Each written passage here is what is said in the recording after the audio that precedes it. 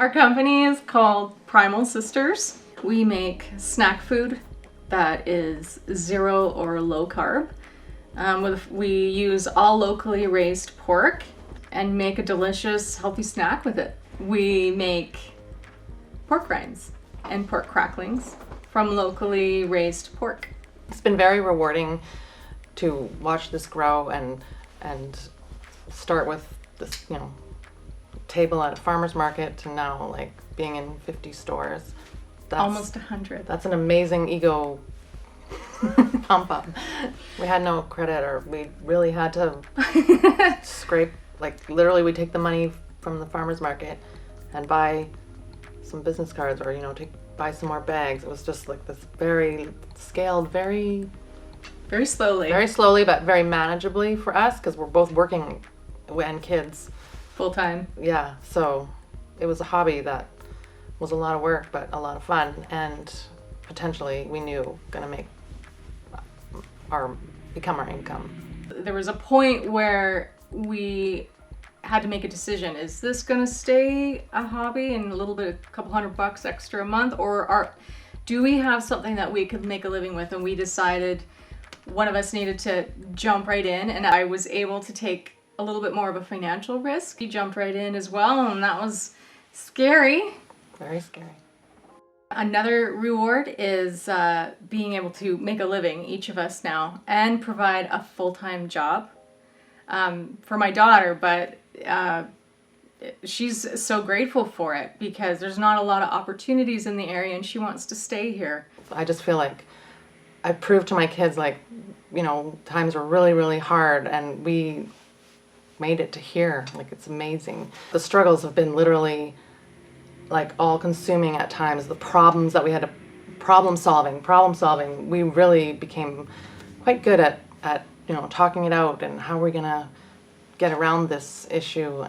And it's been good to figure out how and use each other's strengths, because we both are very different and have much different strengths. When we first had this idea, there was really no one in our immediate circle who thought we would sell any. And even the ones that didn't actually come out and say it, we could tell by the look. Well, they would say it later. Wow, we really didn't think you were going to make it. And we're like, we know you thought that. Yeah. But that just gave us more inspiration. Creativity is a skill that you need for problem solving. There's some really cool businesses that come out of problem solving, but you need to be creative, and you need to know that you have something to contribute. Learn basic accounting, just how to budget, how to manage your finances, how credit cards work, how loans work, so you can always be in control of your finances. I've taught my kids that since they were able to understand. Act how you want to be. Like, I'm a very shy person, and the idea of I'm going to go to a farmer's market and talk to people and smile, and I never worked in retail because this doesn't work for me. I'm not good with people. But this is really like, oh, well, if you want to sell this, you're going to have to portray that, right? So doing demos was like so scary and horrifying to me. I'm like, I can't do this. But I'm like, you're going to do this because this is the business and it's going to happen. Ask the question. Ask questions. Challenge. If you don't agree, why not look into why they believe that? Why just have an open mind and ask questions and listen to your instinct, because your gut's probably right. So just listen to it. Just because it's a popular opinion or belief doesn't mean it's the right one. So don't let popular opinion change or bend your own decisions. We have a few examples of when we knew there was an easier way to do something, but we were busy and we just gave up because we couldn't find the answer. We gave up too soon and revisited a year later and found the answer. A simple, inexpensive answer right in front of us. It increased our margin and optimized our flow and our payroll. It's changed our business. When we know there's an answer, we just don't think we have time to solve it. It's always been worth taking the time to solve it. When I first submitted the plan to them, I fully expected a lot of, what are you thinking, right?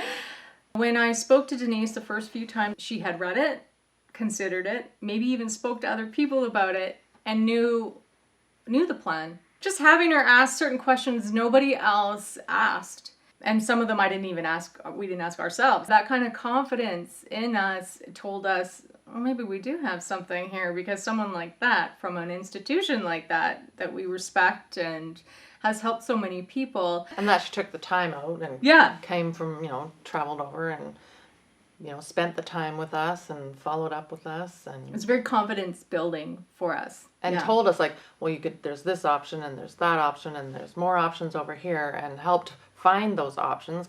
She told us about seminars and workshops and information that was available in the field, advertising, managing finances, all those really, exporting. There was all sorts of different topics. Building your own website. Really have a lot of support here. If we need to learn about that, they've got workshops and information, and she always kept us up to speed, still does. It's having that support, it's been amazing. And when the bank wouldn't look at us, we had no other option if they wouldn't have backed us. To scale up needed some more that, our credit card wasn't going to cover. And so her being like, yes, you can do this, and here's a grant to help you, and helping us map out, okay, what do you spend this money on to get the most bang for your buck? Yeah, she was amazing. As we've scaled up and grown, their financial help, it's the contributing factor to our scaling up our business. Their confidence in us, definitely. It's more consistent than our own. At some point, sometimes every day, you need someone who raises the bar with all this experience, people they've helped, and they're really nice and easy to, they're backing us, and it definitely helps in those challenging times to know that you've got, Denise is our contact there, and she's just been phenomenal. To me, a successful Indigenous woman isn't someone who's built $1 million company. It's actually someone who's content and happy in their life and can make a living. Definitely always will be self-employed if I possibly can be. It feels so good to be able to make a living off your own efforts and creativity, and the work you put in, definitely you get out. If you don't put the work in, you're not gonna get anything out of it. So it's frightening and exciting all at the same time.